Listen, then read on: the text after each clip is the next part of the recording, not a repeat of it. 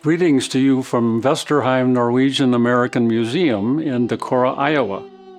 I am Dale Goodman, and I'm about to tell you the story of the beginnings of Norwegian immigration to the United States, beginning in 1825. More specifically, I'm going to tell you about a group known as the Sloopers, the first organized group of Norwegians who traveled to the U.S. in that year.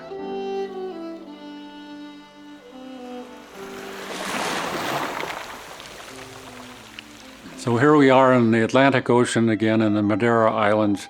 That red line that goes over to New York is not really accurate. It went quite a ways south and even below the equator to take advantage of ocean currents and what's known as the trade winds.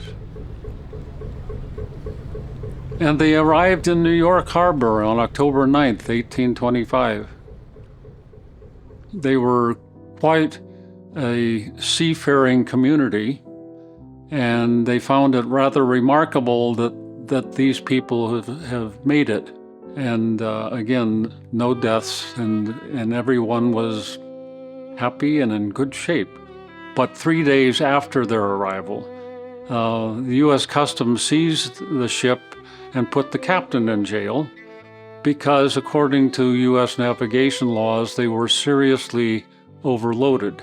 According to law, the most they could, not counting the 7 crew members, they could have 16 passengers, and they had 46 passengers. So the captain was jailed, and they were fined an outrageous amount, $3,150. And the hearing wasn't set, and again, this is October 9th, hearing wasn't set until November 1st. Well, they had land waiting for them up in northwest New York, a place called Kendall, New York, and right on the shores of Lake Ontario. Except for the captain and the leader of the Quakers and a couple of the crew, everybody else took off up the Hudson River to Albany. From Albany, they took the Erie Canal, which got them very close to the land that they had purchased. They went up the Erie Canal on the day that the Erie Canal opened, which was October 26th in 1825. And it was sort of like a constant party all the way to their destination because everybody was coming down and clapping and celebrating the opening.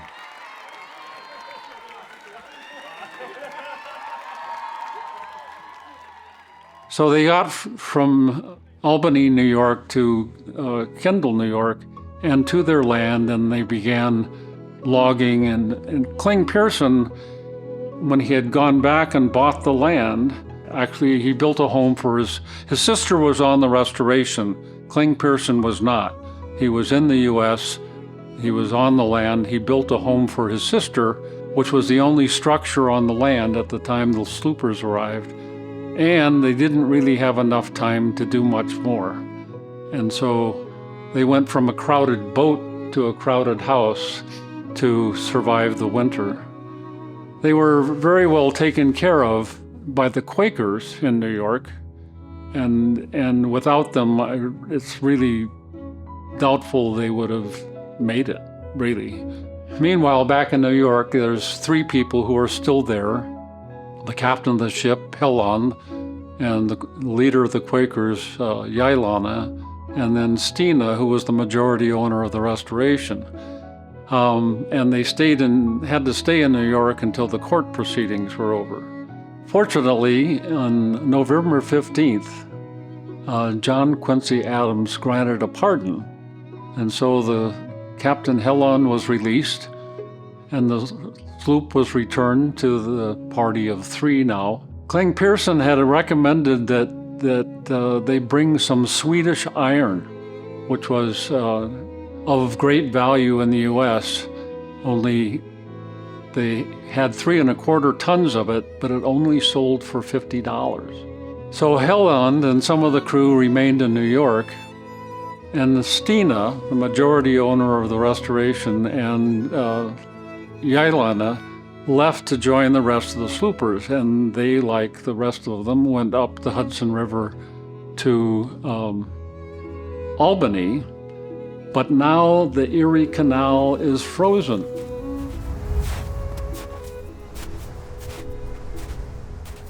So leave it to the Norwegians. Restaurasjonen got bought or borrowed or whatever, a pair of skates, and skated the Erie Canal from Albany to Kendall, 290 miles, in order to rejoin his wife and daughter.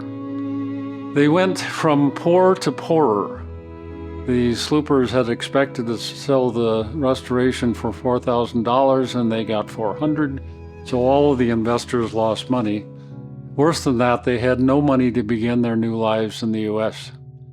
It was the help from the Quakers, both locally in Kendall and from Rochester and from New York City, that sustained them until they got to not only got to the settlement in Kendall, but through the entire winter and really in the years ahead.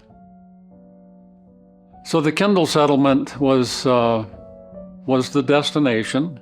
It was they were there from 1825 to 1834, just 9 years. So they arrived.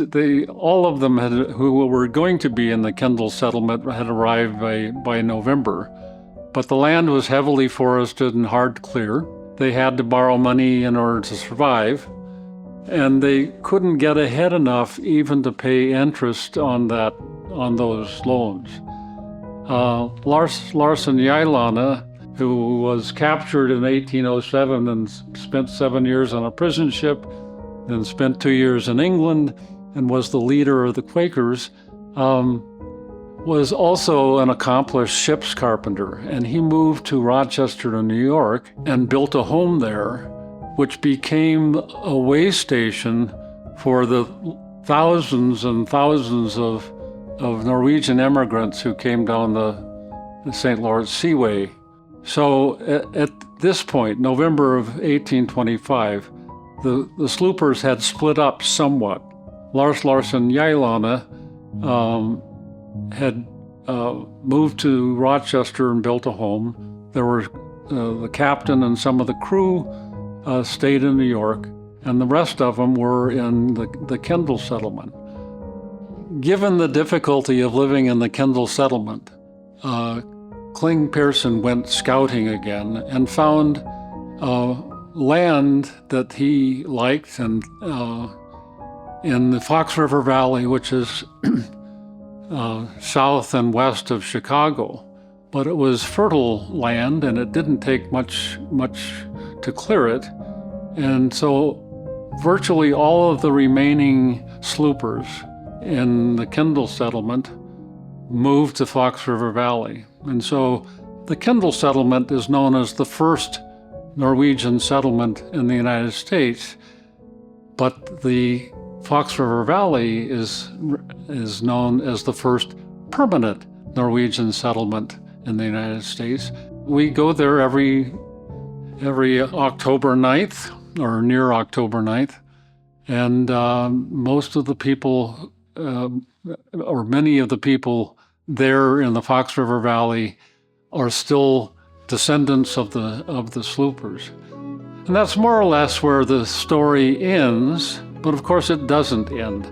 The Sloopers continue to have children, and someone estimated that from those first 50 Sloopers in 1825, there's now nearly 25,000 descendants in the United States.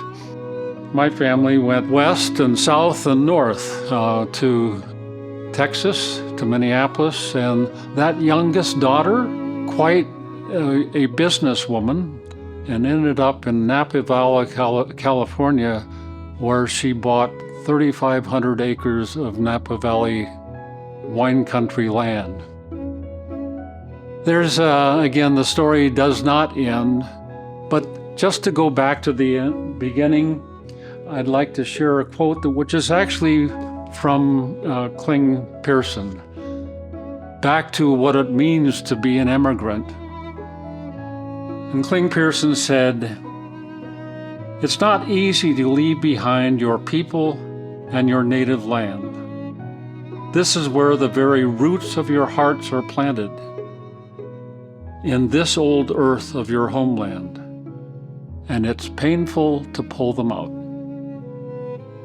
Thank you for listening to this story.